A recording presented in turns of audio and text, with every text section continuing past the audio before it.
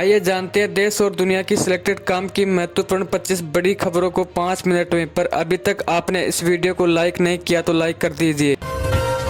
गृह मंत्री अमित शाह बोले, सीएए लोकसभा चुनाव के पहले होगा लागू। ये कानून किसी की नागरिकता नहीं छीनेगा। विपक्ष द्वारा अल्पसंख्यक समुदायों खास तौर पर मुस्लिम समुदाय को उकसाया जा रहा है।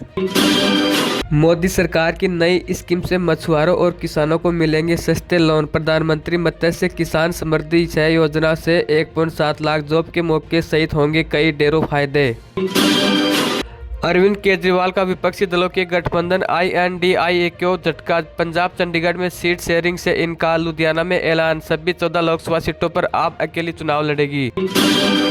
2014 से पहले देश कंगाल की राह पर था। ग्लोबल बिजनेस समिट में पीएम मोदी बोले, ये भारत का समय, एक्सपोर्ट बढ़ रहा है और महंगाई कम हो रही। पूर्व प्रधानमंत्री चौधरी चरण सिंह को भारत रत्न के ऐलान के बाद रालोद के प्रमुख जयंत चौधरी एनडीए के साथ जाएंगे कहां? भाजपा के साथ आने पर किस मुंह से इनकार करूं?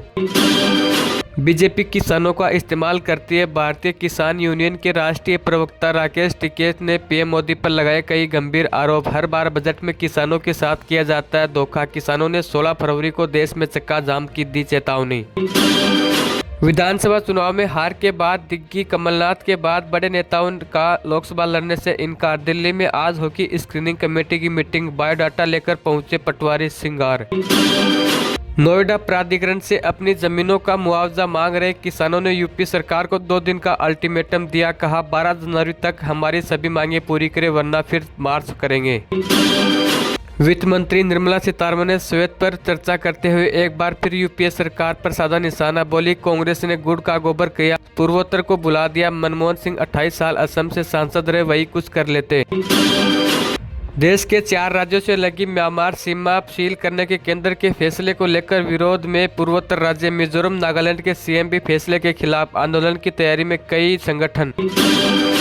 बजट सत्र का आखिरी दिन पीएम मोदी बोले, 17वीं लोकसभा में पीडीओ का इंतजार हुआ खत्म। इसी सदन ने अनुच्छेद 370 हटाया। AIMIM चीफ असदुद्दीन ओवैसी ने 2 बार बाबरी मस्जिद जिंदाबाद के नारे लगाए। पाकिस्तान चुनाव, नवाज शरीफ की जीत के खिलाफ याचिका। पीटीआई बोली, इमरान तय करेंगे प्रधानमंत्री। राष्ट्रपति अलवी ने कहा, ईवीएम होती तो संकट नहीं आता। AIMIM चीफ असदुद्दीन ओवैसी बोले, क्या मोदी सिर्फ एक मजहब की सरकार? बाबरी मस्जिद जिंदाबाद के नारे लगाए। शाह ने कहा, हवन में हड्डी नहीं डालनी चाहिए। हल्द्वानी हिंसा, तीसरे दिन भी कर्फ्यू, स्कूल इंटरनेट बंद। 5000 उपद्रवियों पर मुकदमे, इलाका अर्धसैनिक बलों के हवाले। कांग्रेस ने कहा, जज से करवाए जांच। पूर्व राष्ट्रपति प्रणब मुखर्जी की बेटी शर्मिष्ठा मुखर्जी ने राहुल गांधी को चिट्ठी में लिखा, मुझे न्याय चाहिए। आपके समर्थकों ने मुझे और पिता को ट्रोल किया, वो मोहब्बत नहीं नफरत उगल रहे। जम्मू कश्मीर में 10 जगहों पर NIA के छापे। टेरर फंडिंग मामले में एक्शन। तमिलनाडु में कार बम ब्लास्ट को लेकर 27 जगहों पर सर्चिंग।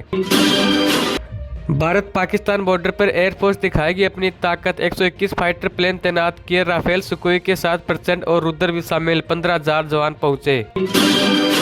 ग्लोबल बिजनेस समिट में पीएम बोले, ये भारत का समय। पेटीएम ने ग्रुप एडवाइजरी कमेटी बनाई। जी बिजनेस के 15 गेस्ट एक्सपोर्ट पर SCBI की कार्रवाई।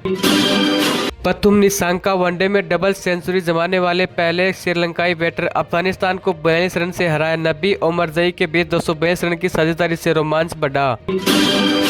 पेटीएम पेमेंट्स बैंक के 2 इंडिपेंडेंट डायरेक्टर ने दिया इस्तीफा। RBI की कार्रवाई के बाद संजीनी कुमार और मंजू अग्रवाल बोर्ड से हटी।